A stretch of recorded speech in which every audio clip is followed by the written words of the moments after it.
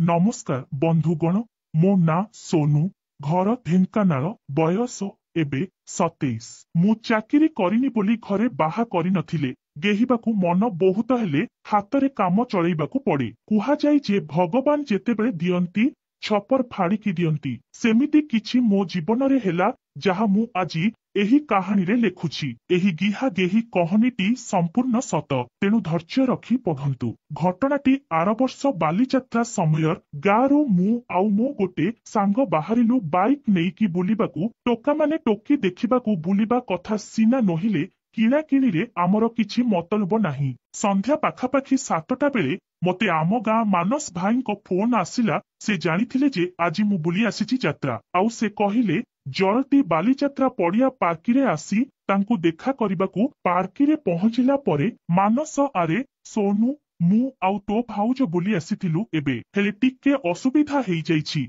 घरे मा देह सांघातिक जे ताकू बड़ मेडिकल नेकी आसीछंती आउ मते एबे जिबाकू पड़िबो मु ठीक अछि भाई हेले मु कोन करि परिबी मानस कथा कोन की एते भिडरे एबे कार बाहर करिबाकू बहुत समय लागि जिवो मु आउ अपेक्षा करि परिबी नाही आउ तो भाउज आउ मो मा भितरे पड़ेनी तेणु सीए भी मो सांगरे जीवनी तू गोटे काम कर तो सांगर काहार गोटे बाइक दे नहिले मु ऑटोरे जाउछि हेरी सुने भीड़ कमिले तो भाउज को काररे नेइकी गाँ को पळाइबु मो सांगर बाइक ठीक हेई पारिलानी सेथिपाई भाई जल्दी हेबो बोली ऑटोरे पळेइले मोर इच्छा नथिले भी बाध्य हेई तांको कथा रखिबाकू पड़िला भाउज मो पाखे ठिया हेइथांती तांकर भी विशेष असुविधा नथिला कारण से मो सह मिसिछंती आगरू सेपटे भाई भीड़ बाहरु ऑटो नहीं चलीगले भाउज आउ मु टिके खुशी गप कलु आउ बुलाबुली कलु सेइठो किछि समय परे मो सांग माने मध्य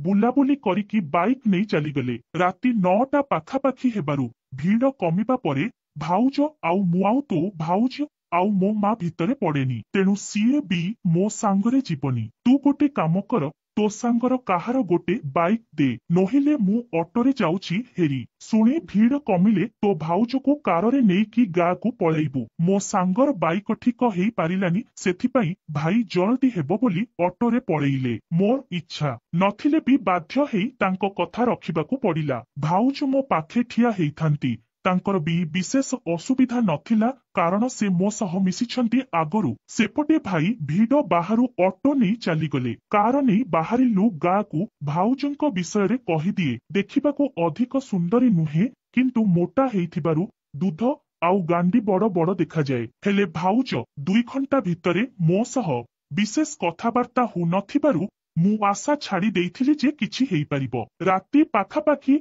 11टा सुनसान रास्तारे गाड़ी माड़ी चली थाए रास्तारे हठात धीरे धीरे ही गाड़ी बंद हेइगला आउ जेते स्टार्ट मारिले भी गाड़ी स्टार्ट नेलानी भाउज कॉल कले भाई को आउ सबु बुझे कहिले भाई सुन जहा हेला मु गोटे मेकानिक को धरी आसुची से जाए तमे दी जण गाड़ी भितरे रुह आउ किछि विकल्प नथिला अंधकार शीतुआ राति को निछाटिया जगह भाउज आउ मु दुहे डरिकी थिलु 2 जण चेष्टा करी धक्का मारी गाड़ी को टिके रोड रु दूर को नहीं गलु जेमिति हठात को चोर की डकायतंक नजर पड़िबनी गाड़ी को पार्क करी 2 जण गाड़ी भितरे जाई बसिलु भाउज बुझिल सोनू मो भाग्य खराब आउ थरे भी सेमिति गाड़ी बंद हेइथिला तम भाईଙ୍କ संगे आजी तम संगे हेला मु नाई मो भाउज किछि व्यस्त हुबनी भाई आसी जिबे भाउज आरे बाबा बुली बुली गोड़ बिंधिलानी घरे पहुंची सोरिष तेल लगेई मालिश करी सोई पड़िथांती हेले दैव जोग देख मु आरे भाउज एतिकी कथा दियो मु घसी देबी भाउज आरे ना ना थाउ घर को गले तम भाई घसी देबे मु भाउज एमिति भी बहुत समय बसिले बोर लागिबो फोन चलैले चार्ज सरी जिवो चाल तमे मो गोड़ घसी दियो मु तमर घसी देबी कथाटा भाउजंको मन को पाइला एबे आमे दुहे पछ सीट रे दी डोर को आउजी हेई बसिलु गाड़ी भीतर लाइट बंद रखिथिलु भाउज तांको लुगा टेकी गोड़ मो उपरे लदी देले ओह की सप्त मास एते समय परे मो मन टिके दोहली गला मने मने भाबिली गोड़ जदी एमिति देह कण न हेइथिबो भाउज आरे कण करूछ तम गोड़ दियो मु भाउज मु जीन्स पिंधिची खोलिबाकू पड़िबो सेथिपाई लाज लागुची भाउज आरे बाबा लाइट बंद अछि मु किछि देखिबिनी दियो जल्दी मो मनरे एबे लड्डू फुटिला एबे मते लागुथिला चेष्टा कले बहुत किछि हेइपारे। भाईଙ୍କୁ ଆସିବାକୁ ଆହୁରି ବହୁତ ସମୟ ଅଛି। ଆଉ ଗୋଟେ ମାଇକିନାକୁ ପେଲିବାକୁ ଅଧା ଘଣ୍ଟା ଯଥେଷ୍ଟ। ତେଣୁ କିଛି ନ ଭାବି ମୁଁ ସିଧା ପ୍ୟାଣ୍ଟ ଖୋଲି ଗୋଟେ ଗୋଳ ତାଙ୍କ ଉପରେ ଥୋଇଦେଲି। ଏବେ ସେ ମୋର ଆଉ ମୁଁ ତାଙ୍କର ଘଷିବା ଆରମ୍ଭ କଲୁ। ଭାଉଜ ସୋନୁ ତମର ପରା ବାହାଘର ବୟସ ହେଲାଣି, ପ୍ୟାଣ୍ଟ ଖୋଲିବାକୁ ଏତେ ଲାଜ କରୁଛ, କାଲି ଚଢି କେମିତି ଖୋଲି କହି ହସିଦେଲେ। ମୁଁ ନା ଭାଉଜ, କଥା ହେଲା ଆଜି ଯାଏ କେହି ଖପ ହୋଇନାହାନ୍ତି ତ ସେଥିପାଇଁ ଟିକେ ଲାଜଟା ଯାଇନି। ଭାଉଜ ଆରେ ଲାଜ କରନି, ଏବେ ବୟସ ହେଲାଣି, ବାହା ନହେଲେ କଣ ହେଲା? ଆମ ଗାଁରେ କଣ ଝିଅ କି ଭାଉଜ ଅଭାବ? ମୁଁ ନା ମୋ ଭାଉଜ, ସମସ୍ତେ ଖାଲି ପଇସା ଖାଇ ମେନ୍ ଜିନିଷ କେହି ଦେବେନି। ଭାଉଜ କଣ ମେନ୍ ଜିନିଷ କହିଲି? ମୁଁ ତମେ କିଛି ନ ଜାଣିଲା ଭଳି କୁହନି। ଗୋଟେ ପୁଅ ଝିଅ ଏକାଠି ରହିଲେ ଯାହା କରନ୍ତି। ଭାଉଜ କାଇଁ ଆମେ ତ ପୁଅ ଝିଅ ଏକାଠି ଅଛେ, କିଛି ତ କରିନେ। ଭାଇମାନେ ଏ ସବୁ ଆଇସିନିଆ କଥା ହେଇ ହେଇ ମୁଁ ଆଉ ଭାଉଜ ପୁରା ଗରମ ହେଇଯାଇଥିଲେ। ଖାଲି ଏବେ ଅପେକ୍ଷା କିଏ ଆଉ କେମିତି ଆରମ୍ଭ କରିବ। ସତ କଥା ହେଲା ଏ ପରିସ୍ଥିତିରେ ଯିଏ କହି ପରିଲା ସିଏ ଟୋକି ଖାଇଲା, ଯିଏ ନ କହିପାରେ ସିଏ ଭାଗ୍ୟକୁ ଗାଳି ଦିଏ। ଏବେ ମୁଁ ନିଷ୍ପତ୍ତି ନେଲି ଯେ ଯାହା ହବ ଦେଖାଯିବ। ଏଥର ମୁଁ ଗୋଡରେ ଭାଉଜଙ୍କ ଦୁଧ ଭୁଣ୍ଡିରେ ମାରିବା ଆରମ୍ଭ କଲି। ଭାଉଜ ସବୁ ଜାଣି ପାରୁଥାନ୍ତି, ହେଲେ ନ ଜାଣିଲା ଭଳିଆ କଥା ହେଉଥାନ୍ତି। ହେଲେ ତାଙ୍କ ଟାଣୁଆ ଭୁଣ୍ଡି କହୁଥାଏ ଯେ ତାଙ୍କ ମନ ହେଲାଣି, ଏବେ ମତେ ଖେଳ ଆରମ୍ଭ କରିବାକୁ ପଡିବ। ମୁଁ ଭାଉଜ ସତ କଥା ହେଲା ତମ ସଙ୍ଗେ କଥା ହେଲା ବେଳଠୁ ମୋତେ ମନ ଭିତରେ ପୁରା ଗରମ ଲାଗୁଛି, ଯେମିତି ତମେ ମୋ ଗହ। ଭାଉଜ ଆରେ ପାଗଳ, ମନ ଭିତରେ ନା ଚଢି ଭିତରେ ମୋ ମୁହଁ ଲାଲ ପଡିଗଲା। ଏତିକି କଥା ଶୁଣିଦେଇ ମୁଁ କେଜାଣି ତମେ ଦେଖୁନ୍। ଏଥର ଭାଉଜ ତାଙ୍କ ଗୋଡ ଆଣି ସିଧା ମୋ ଚଦି ଉପରେ ବୁଲାଇଲେ। ମୋ ବାଣ୍ଡର ଅବସ୍ଥା ଯେ ଅସମ୍ଭାଳ। ସେପଟେ ମୋ ଗୋଡ ତାଙ୍କ ଦୁଧ ଦଳୁଥାଏ, ଆଉ ତାଙ୍କ ଗୋଡ ମୋ ବାଣ୍ଡ। ଏମିତି କିଛି ସମୟ ଚାଲିଲା ପରେ ଭାଉଜ କଣ ଖାଲି ଚିପିବ ଗୋଡରେ ନା କିଛି ହବ ଆଗକୁ? ଭଲ ହତିଆର ପାଇକି ବି ଏତେ ଡେରି କରୁଛ? ଛି ଛି।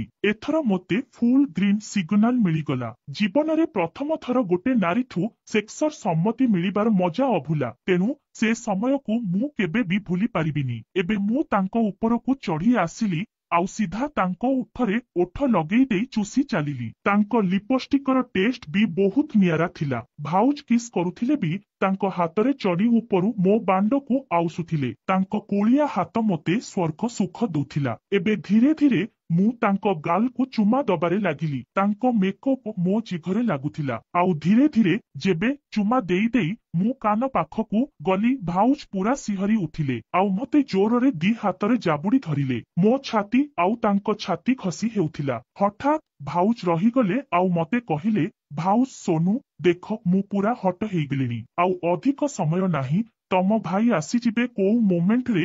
ଜଲ୍ଦି ପୁରେଇ ଦିଏ ପ୍ଲିଜ, ନହେଲେ ଆମେ ଯାହା ଆରମ୍ଭ କରିଛେ ଅଧୁରା ରହିଯିବ। ମୋର ଆଉ ଚୁମା ଦବାକୁ ମନ ଥିଲେ ବି ଭାଉଜଙ୍କ କଥା ଠିକ ଥିଲା। ଅନ୍ଧାର ଭିତରେ ମୁଁ ମୋ ଚଡି ଆଉ ଭାଉଜଙ୍କ ଚଡି ଆଉ ବ୍ରା ବାହାର କରିଦେଲି। କାରଣ ଗେହିଲା ବେଳେ ଦୁଧ ଧରିକି ଗେହିବାକୁ ମୋର ଭାରି ଇଚ୍ଛା। ଏଥର ମୁଁ ମୋ ବାଣ୍ଡ ବାହାର କରି ଭାଉଜଙ୍କ ପେଟ ପାଖେ ଘଷିବାକୁ ଲାଗିଲି। କାରଣ ମତେ ପୁରେଇବା ଠିକରେ ଜଣା ନଥିଲା। କି ଗାତ ଏ ଅନ୍ଧାରରେ ମିଳିବା ବି କଷ୍ଟ। ଭାଉଜ ବୋଧେ ମୋ ଅସୁବିଧା ବୁଝିପାରିଲେ। ସେ ସିଧା ତାଙ୍କ ଡାହାଣ ହାତରେ ମୋ ବାଣ୍ଡ ଟିପକୁ ଧରି ତାଙ୍କ ବିଆ ମୁହଁରେ ରଖିଲେ। ଭାଉଜ ଶୁଣ, ଏବେ ଧୀରେ ଧୀରେ ଭିତରକୁ ପୁରା ଡରନି, ପୁରା ଓଦା ହେଇଯାଇଛି। ତମେ ଛୁଇଁଲା ପରଠୁ ମୋତେ ବି ସତରେ ଅଧିକ କଷ୍ଟ କରିବାକୁ ପଡିଲାନି। କଣ୍ଡୋମ ନଥିଲେ ବି ଖାଲି ବାଣ୍ଡକୁ ସେ ଓଦା ବିଆରେ ସଟ କରିକି ଗଳେଇ ଦେଲି। ଭିତରେ କି ଗରମ। ଓ ମାଇ ଗଡ, ଭାଉଜଙ୍କ ଗୋଡ ଦିଟା ମୋ ହାତରେ ଥିଲା ଆଉ ମୁଁ ବିଆ ଭିତରେ ପୁରେଇଲା ପରେ ତାର ଫିଲ୍ ନେଉଥିଲି। ହେଲେ ଭାଉଜ ଅସମ୍ଭାଳ ହେଇ କହିଲେ, ଭାଉଜ ଆରେ ଜଲଦି ଷ୍ଟ୍ରୋକ ମାର। ମୋର ଭିତର କଣ ହେଲାଣି ବୁଝିପାରୁନ କି? ମୁଁ ଏଥର ଆଉ କିଛି ନ ଭାବି ଷ୍ଟ୍ରୋକ ମାରି ଚାଲିଲି। ନା କିଛି ଦେଖା ଯାଉଥାଏ। ଦୁଧକୁ ହାତରେ ଦଳୁଥିଲି ଆଉ ବିଆ ବାଣ୍ଡର ମିଳନର ପଚ ପଚ ଶବ୍ଦର ମଧୁର ଆନନ୍ଦ ନଉଥିଲି। ଭାଉଜ ବି ଏଥର ଓ ଆହ କହି ଚିଲେଇବାକୁ ଆରମ୍ଭ କରିଦେଲେ। ତାଙ୍କ କଥା ଶୁଣି ମୁଁ ଆହୁରି ହିଟ୍ ହେଇ ସ୍ପିଡ ବଢେଇଲି। ମୁଁ ଭାଉଜ କି ଦେହ ଖଣ୍ଡେ ପାଇଚ ମ, ପ୍ଲିଜ ଏଠୁ ଗଲା ପରେ ଆଉ ଗେହିବାକୁ ଦବ। ଭାଉଜ ଆରେ ଆଜି ଗିହ ତମେ ମନ ଭରିକି। ମୋ ମନକୁ ପାଇଲେ ଥରେ ଦି ଥର ନୁହେଁ। ତମ ଭାଇ ନଥିଲା ବେଳେ ରାତି ରାତି ଗେହିବାକୁ ଦେବି। ଭାଉଜଙ୍କ ବେଦ କଥା ଶୁଣି ମୁଁ ଆହୁରି ହିଟ୍ ହେଇଗଲି ଆଉ ସବୁ ବଳ ଲଗେଇ ଷ୍ଟ୍ରୋକ ମାରି ଚାଲିଲି। ଏଥର ପେଟ ଆଡୁ ଶିହରଣ ଗୋଟେ ଖେଳି ଆସିଲା। ଜାଣିଲି ଯେ ଏବେ ବାଣ୍ଡ ମାଲ ଖଲାସ କରିବାକୁ ଯାଉଛି। ଏଥର ଭାଉଜଙ୍କ ଉପରେ ଶୋଇ ତାଙ୍କ କାନ୍ଧ ପାଖେ ମୁହଁ ରଖି ଲାଷ୍ଟ 5ଟା ସଟ ମାରିଲି। ଭାଉଜ ବି ପୋଖତ ମାଇକିନା ସିଏ ଜାଣିଦେଲେ ଯେ ମୋର ବାହାରିବ, ତେଣୁ ତାଙ୍କ ବାହୁରେ ମତେ କୁଣ୍ଢେଇ ଧରିଲେ। ଆଉ ସେଇ ବନ୍ଧନ ଭିତରେ ବହୁଦିନ ହେଲା ଭର୍ତ୍ତି ବୀର୍ଯ୍ୟ ସବୁ ତାଙ୍କ ବିଆ ଭିତରେ ଢାଳିଦେଲି। ତାପରେ ମୁଁ ହାଲିଆ ହେଇ 5 ମିନିଟ ତାଙ୍କ ଉପରେ ପଡି ରହିଲି। ବାଣ୍ଡ ଛୋଟ ହେଇ ବିଆ ଭିତରୁ ବାହାରି ଆସିଲା। ଏକ ଅପୂର୍ବ ଆନନ୍ଦ ପ୍ରାପ୍ତି କରି ମନ ଆକାଶରେ ଉଡୁଥିଲା। ସେତେବେଳେ ଭାଇଙ୍କ ଫୋନ ଆସିଲା। ଆଉ ଲୋକେସନ ପଠେଇବାରୁ ସେ ଗାଡି ଠିକ କଲେ ଆସି। ଅନ୍ଧାର ଯୋଗୁ ପଛ ସିଟ୍ରେ ଆମ ସମ୍ଭୋଗର ପ୍ରମାଣ କିଛି ପାଇଲେନି ସିଏ। ଆଗାମୀ ଅଧ୍ୟାୟରେ କହିବି ଭାଉଜ କେମିତି ଘରକୁ ଡକେଇଲେ ରାତି ଅଧାରେ ଆଉ ମୋ ବାଣ୍ଡକୁ ବିଆରେ ପଶେଇକି ରାତି ସାରା ଶୋଇଲେ। ଆପଣ ଏହି ଗିହା ଗେହି କହନି ପଢି ଚରମ ସୁଖ ପାଇଲେ କି ନାହିଁ କମେଣ୍ଟ କରିବେ।